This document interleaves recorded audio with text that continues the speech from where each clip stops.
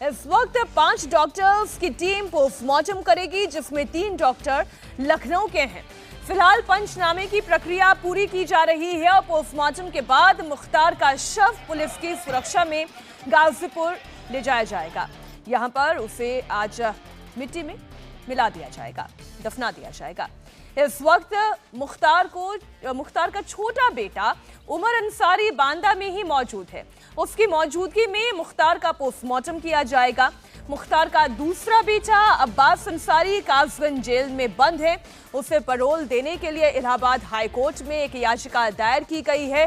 हालांकि हमारे सहयोगी हुसैन रिजवी जो कि गाजीपुर के अंदर ही मौजूद हैं, उन्होंने अब से थोड़ी देर पहले मुख्तार अंसारी के बड़े भाई सिकबतुल्लाह अंसारी से जब बात की तो उन्होंने कहा कि अब ज्यादा इंतजार किया नहीं जाएगा। हमारे दोनों सहयोगी विशाल और हुसैन लगातार जुड़े हुए हैं। हुसैन, ये अभी पैरोल की खबर सामने आई है कि एक याचिका डाली गई है कि उनके मुख्तार अंसारी के बेटे को पैरोल पे बाहर आने दिया जाए, लेकिन क्या इतना इंतजार किया जाएगा?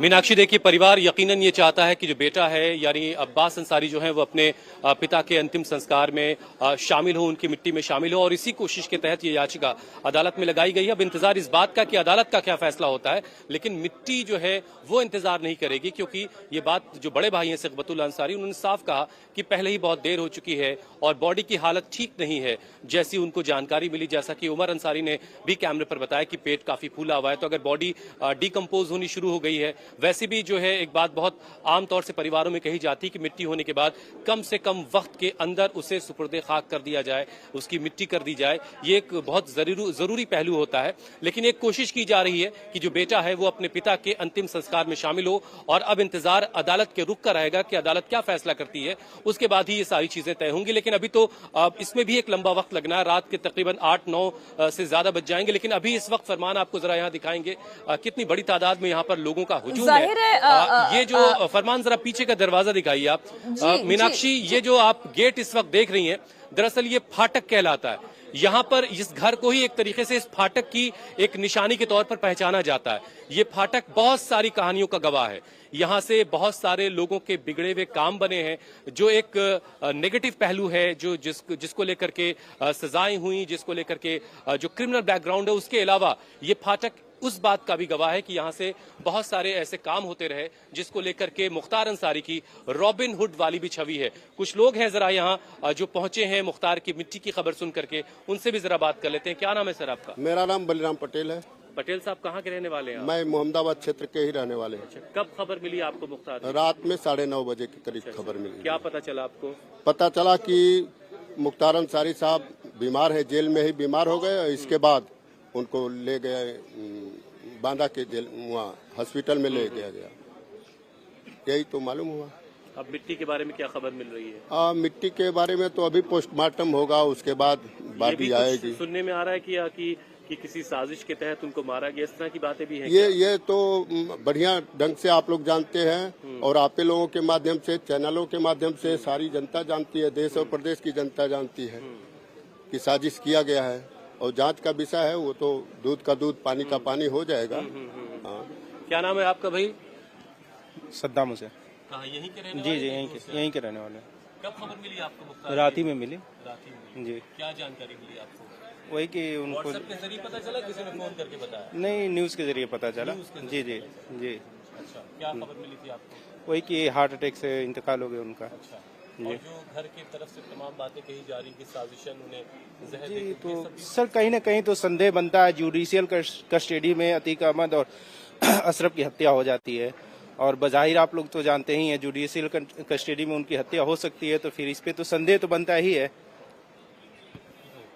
मीनाक्षी, वो जो परिवार है वो उसने साफ तौर पर ये खुले लफ्जों में बात कही, और मुख्तार अंसारी जब बाराबंकी कोर्ट में पेश हुए तो उस वक्त भी उन्होंने अदालत को ये बात बताई थी कि उनको स्लो पॉइजन दिया जा रहा है, और ये परिवार बार बार ये बात कहता रहा। उमर अंसारी भी कैमरे के सामने ये बात कह चुके हैं। अब ये सारी बातें आने वाले वक्त में क्या रुख लेंगी वो एक अलग की बात है, लेकिन यहाँ पर एक अच्छा खासा हुजूम उमड़ा है, और एडमिनिस्ट्रेशन के लिए, प्रशासनिक हमले के लिए एक बड़ा बात करें, क्योंकि जो दूसरा पक्ष है, जो पुलिस का भी वर्जन सामने आ रहा है, वो ये कह रहे हैं कि उनकी तबीयत तो ऑन एंड ऑफ लगातार खराब होती रही थी, और जो कारण बताया जा रहा है वो हार्ट अटैक का बताया जा रहा है। इस बात पर उन्हें संदेह क्यों है?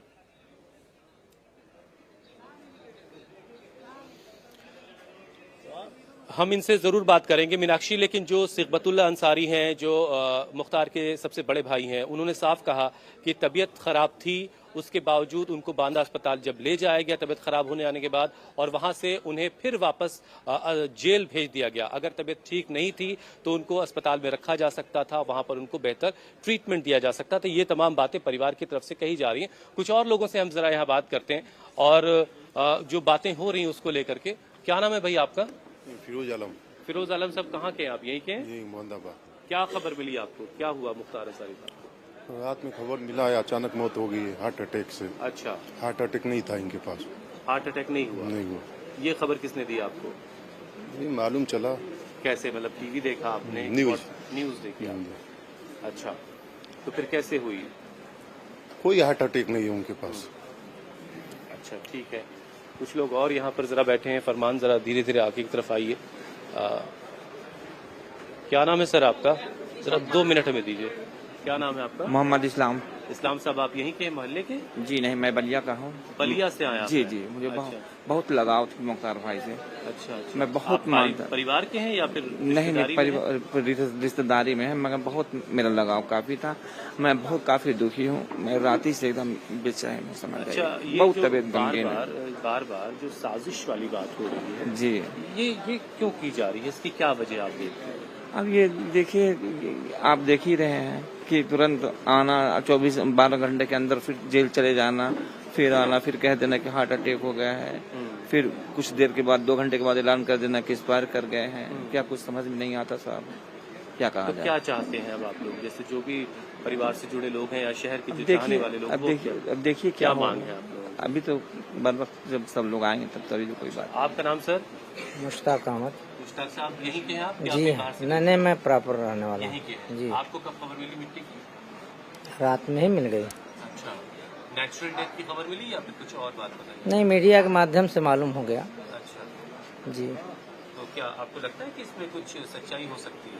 अब हम आप लोगों से ज्यादा हम लोग नहीं जान पाएंगे। अच्छा, क्या बातें हो रही हैं अभी जैसे आप लोग बैठे हैं यहाँ पर? क्या बातें हो रही हैं मुख्तार के सिलसिले में? अब आए हैं, हम तो दुख व्यक्त करने आए हैं, हम बात क्या करेंगे, चुपचाप बैठे हैं शांत।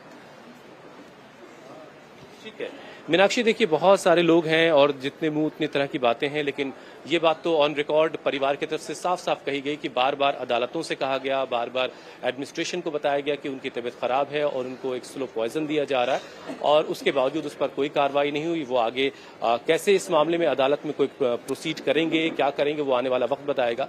लेकिन फिलहाल तो यहाँ पर जो लोग मौजूद हैं वो तमाम वो लोग हैं जो मुख्तार अंसारी के करीबी रहे और जिन्होंने ये खबर मिली कि उनकी मृत्यु हो गई है। अब वो इस शोक संतप्त परिवार से मुलाकात करने के लिए अपना दिलासा, अपनी सांत्वना देने के लिए यहाँ पर पहुंचे हुए। मीनाक्षी, आप ठीक कह रहे हैं हुसैन, लेकिन अगर मैं हार्ट अटैक की ही बात करूं तो हमने कितनी दफा हुसैन ये अपने आसपास घटनाएं घटती देखी हैं।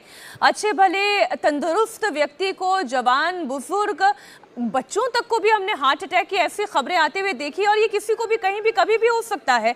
लेकिन इन संदेह के पीछे अपने कारण हैं, और वो कारण ये है जो लोग भी वहां पर चर्चा कर रहे हैं। और आपने जैसे सिगबतुल्ला अंसारी की भी बात की, उन्होंने भी तो यही कहा कि पहले से ही उन्हें एक ऐसी शंका थी, एक ऐसा मन में डर था। अब ये डर था या वहम था? मुख्तार अंसारी से जो आखिरी मर्तबा उनकी बातचीत हुई थी, उन्होंने क्या कहा था? मीनाक्षी, देखिए किसी भी एक बात के कम से कम 2 पहलू तो होते ही हैं, उससे ज्यादा भी हो सकते हैं। अब ये एक बात अगर कही जा रही है जो व्यक्ति की तरफ से जो कन्विक्टेड भी है, एक्यूज है, कन्विक्टेड है, और वो ये बार बार बात कह रहा है, तो एडमिनिस्ट्रेशन का या फिर अदालतों का या फिर जो संस्थाएं काम कर रही हैं उनकी जिम्मेदारी ये है कि उसकी शंकाओं को दूर किया जाए। सबसे पहली चीज तो ये होती है। अब परिवार लगातार ये बात कह रहा था, परिवार की किसी भी शंका को दूर नहीं किया गया, इसलिए बात बहुत गहराती चली गई। अब दूसरी बात, सिगबतुल्ला अंसारी जो बड़े भाई हैं जिनसे हमारी बातचीत हुई, वो 26 तारीख को लौटे उम्रा करके। उम्रे के बाद जब वहां से वापस लौटे, और उसी दिन उनकी बात जब अफजाल अंसारी जो उनसे छोटे वाले भाई उनसे हुई, उन्होंने मुख्तार की तबीयत की खबर दी सिगबतुल्ला अंसारी को, तो उन्होंने कहा कि वो भी फौरन जाने को वहां तैयार हुए। लेकिन उनकी तरफ से खबर ये भी दी गई कि जो जेल एडमिनिस्ट्रेशन है वो किसी से मुलाकात नहीं करने दे रहा है, और इसी वजह से वो उनसे मुलाकात नहीं कर पाए। जो आखिरी बात हुई वो परसों दोपहर में हुई, उमर अंसारी से, जो छोटा बेटा है मुख्तार अंसारी का, उससे बात हुई, बहुत थोड़ी सी बात हुई। और उस थोड़ी सी बात में जो सिकबतुल्लाह साहब ने मुझे बताई कि यही बताया कि मेरी तबीयत बहुत खराब है और मैं ठीक ढंग से सो भी नहीं पा रहा हूँ और मेरी तबीयत बहुत खराब है। आप बिल्कुल ठीक कह रहे हैं हुसैन। और ये कौन सा पहलू सही है और कौन सा गलत है, ये तो पोस्टमार्टम रिपोर्ट के बाद ही सामने आएगा, या फिर जैसा कि अखिलेश यादव कह रहे हैं कि इस पूरे मामले में न्यायिक जांच करा ली जाए।